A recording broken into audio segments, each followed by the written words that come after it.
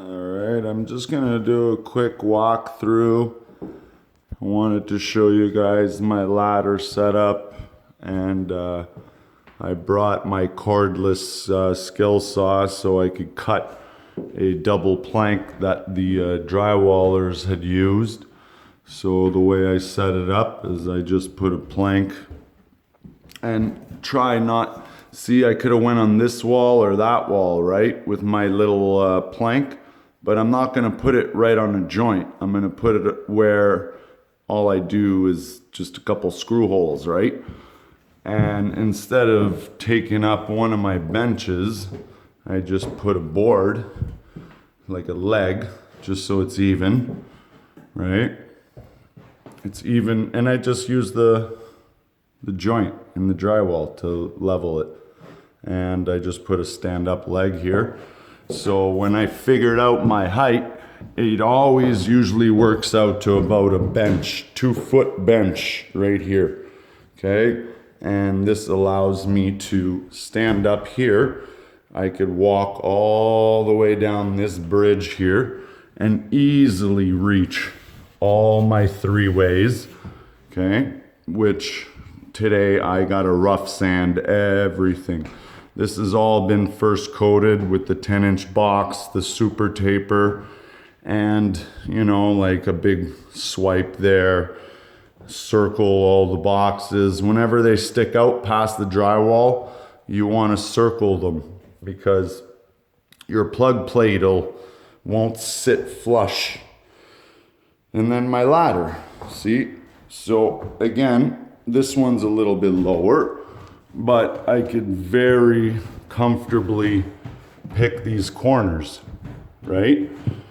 And the only thing is with this ladder is I had to just put a couple of screws on each side because it's bare drywall and it just tends to slide if I'm leaning over the edge on the plank, see what I mean? Then what happens is this will want to slide over. Now they have those rubber things that you could put or whatever, but just put a screw, big deal, you know? Yeah, it damages the wall. I guess you could put a rubber piece, but it's no big deal. So I coated everything first coat. You know, it's only, I think this is 3 days work, you know, and I just used the 3-inch flusher with the super taper. Yeah, I don't run over my flats with a smoothing knife or whatever you call that, skimming blade or anything. I just run the box how it is, and I split all my butt joints with the 10-inch box. See here, it's too low and my plank's in the way. I can't run the box there, so I'm just gonna do those spots by hand, right? But I was able, with this platform, I was able to box all of this. Ceiling, everything, butt joint. Anyways, other than that joint behind the wall there.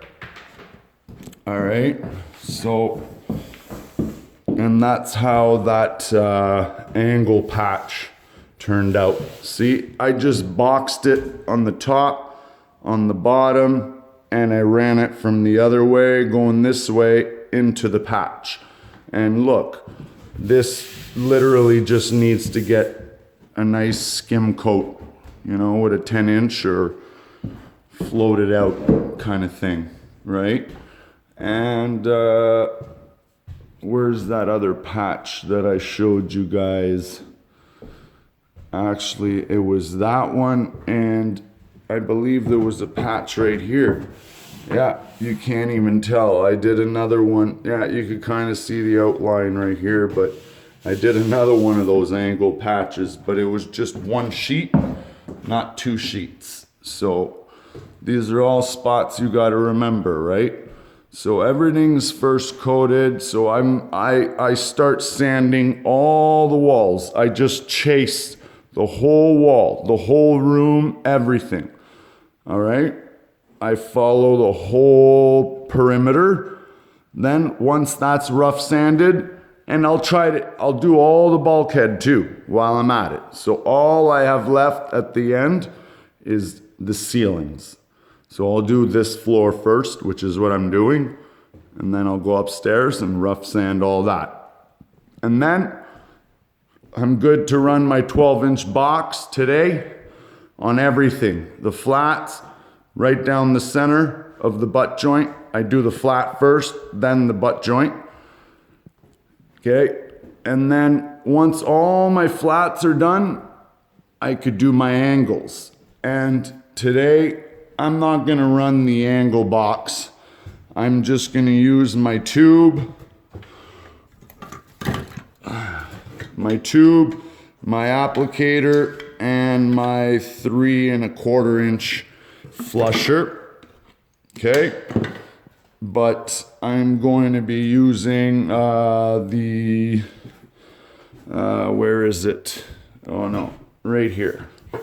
My 52 inch tube. See, and this is the 3 inch angle head that I was using for the tapes.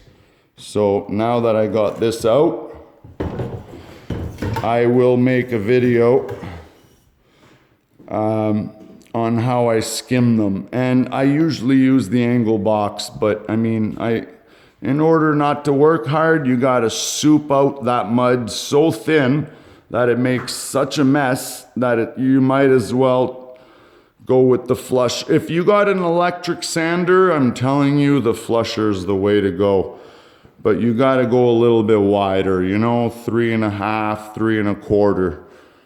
Or, like you really gotta have really, really wet mud so it's a tight skim. The thicker the mud with a flusher, the thicker the edge. Put it that way. And when I do my stand-ups on my skim coat, I wipe down the edges right away. The tops, not so bad, because when I put my tapes, I fill the bevel on that one side, all right? So that it's already nice and full. Now I just gotta cover the tape. So when it's mud on mud, it's easier to sand for some reason. But when it goes from mud to new drywall, if you don't sand that edge real flat, it'll leave an even harder edge, all right? So I know there's a lot of tapers that go 3 1/2 to wipe their tapes, and then they do a 3 or whatever to skim the tape. But anyways, have a good day, guys.